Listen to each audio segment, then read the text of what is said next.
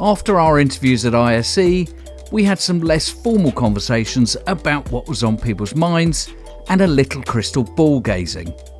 In these 4 pieces, we get to hear some really interesting and insightful thoughts about where we may be going next. My name is Holger Graeff. I'm the General Manager for Vivitek and Delta Display Solutions in EMEA. I'm in the industry for about 30 years, quite a long time. And actually, by nature, I'm geared towards product management and marketing and business development. When you really look at the development over the last 1.5 years, we see that we are entering a new period. Some people call it a new S-curve, where the whole world has been put on a reset, and we need to find our own spaces, and I think in all industries.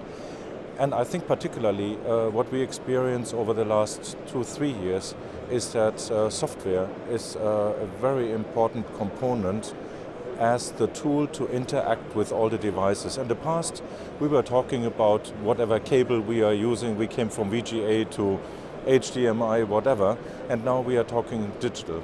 So does that make our life easier? I don't know. We look at it from our own perspective, and probably have to say it makes our life more flexible. We have more possibilities. We still need to learn how to make it easier for the user. There's a variety of solutions out there and possibilities.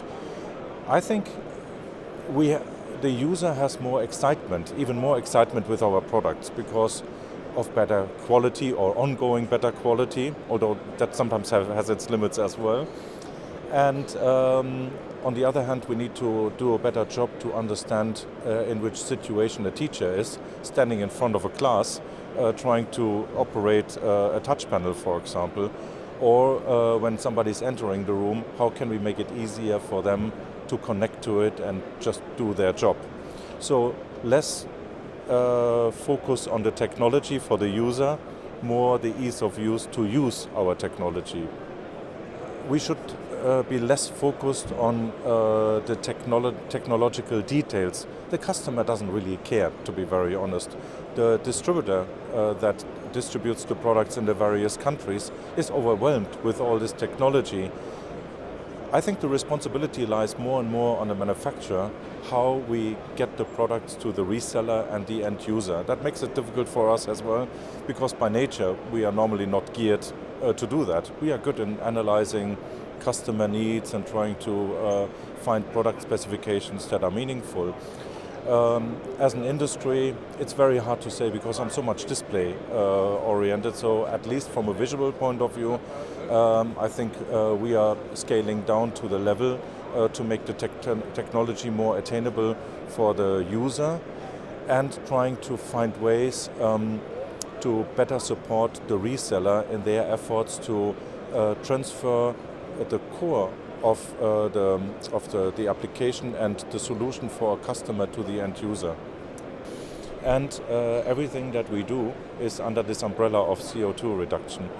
That is one of the hook why we get younger people in, but it's more and more difficult, of course, because we need to fight for them much more, and the recruiting process takes much more time than before. So we, of course, need to try to continue to be attractive as a company, but also from a product portfolio that we are exciting and have exciting technology that they would like to contribute their part to make it better and more successful in the market. I'm Brad Hintze. For almost a decade I've been working in product marketing, digital marketing, demand generation, and PR. One of the challenges that we as an industry have to market our technology is you've got a box that has really great capabilities, all these speeds and feeds that make it really special, but it can be quite challenging sometimes to articulate the value in the lives of the customers that you're working with that this box actually brings. And so I think that is one of the biggest challenges for our industry, for marketing, for sales, for anybody that's trying to help people understand what we do. We will always face changes in economic conditions and realities within what's going on in the rest of the world. And as an industry, we need to be optimistic and hopeful about what we can do and playing a part to help the businesses and help families and help others live a life and accomplish the things that they're looking for. I think that we do have a big growing opportunity in front of us. You look at the changes over the last 3-4 years have been quite dramatic, and all that's done is actually cement the need for the things that we all do. And I think that's really great. There's only been one iPhone moment in the last 15 years. And while there can be these moments where you have this really stunning product, the impact that that one product has had over the last 15 years actually happens from the continual innovation on top of that, right? The way it inspires people to do new things and different things. And I think we will continue to be that way, and we'll continue to experience that as well. So I'm Adam Marsden, been in the AV industry now for around about 9 years or so. I suppose speciality from my point of view is video walls and AV over IP. I think it depends very much so on the verticals and the environments you're going into.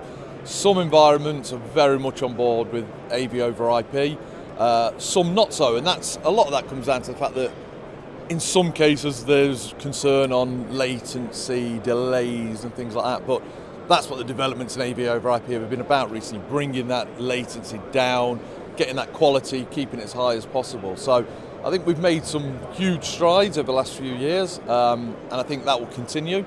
And I think more and more people are going to start to take this on board. I think the next trend is still going to be in the AV over IP world, but it's going to be how do we get better latency? How do we get higher resolutions? How do we make things smoother and interoperable with everybody? And I think it's all going to be around that type of space. I don't know, I think it's a lot of looking at what developments are going on, the different brands that are out there, looking at how some of the technologies could work together, because there are different ways of doing AV over IP. So should they be able to talk to each other better? Probably, so that you can start to interact and not just be siloed into, well, I've done it this way. Well, why can't you introduce some of the other bits on there? What's holding us back? I think one of the things will probably be, as I said, some industries still aren't on board with AV over IP, so the push from them isn't necessarily coming. I think it's getting the message out there that this can be high quality video and ultra low latency. My name's James Spencer. I've been in the AV industry for 15 years. I think my specialist subject here will be how we connect people and how we bring people together in meeting spaces. I think the office space will continue to evolve. What we've seen over the last year or so is there's a real importance about people getting them back to the office and really making them feel engaged into those office spaces. What we have seen though is actually the office has become the poor relation in terms of technology. So those people that are at home, they've got all the best video cameras, they've got the best headsets. Those guys coming into the office may not have the right technology there. And so when people are at home, they can't really see what's going on. So that's the first thing, is we need to understand that technology, that will continue to advance. But I think it goes further than that as well. It goes into actually the layout of those offices. So, we're looking at, organisations that have silent booths where you go in to concentrate. They all have huddle booths. They will have your meeting rooms or just general collaboration spaces. And they need to feel special. People need to get back into the office. You need to attract them back into the office, even if it is just for the 2 days. And that's really where we'll see that sort of change in terms of the types of furniture, building technology into that, and making that a really nice place for people to come. So my name is Martijn, it's a very Dutch name, Vanderwoude. So I have been in the industry since 2005, 2006. Developments go very fast in technology. It's almost hard, even as a professional, to catch up what's going on. But I think from my background as a psychologist, I'm always looking at the experience and the ecosystem, because what we are selling to end users is solutions. It's not the technology, it's not the 0.2 or the 0.3 pixel pitch or the IP65, but it's the experience that we sell. So we need to build ecosystems around the hardware, because the technology is all quite similar. You know what we offer. Some are ahead, some are following the trends. But to really get ahead, you need to build an ecosystem around the technology. The industry is recovered. I think the industry has a lot to offer. And it seems that many industries actually are looking for AV solutions despite the economical situation. So I think that's a good sign for the industry in general.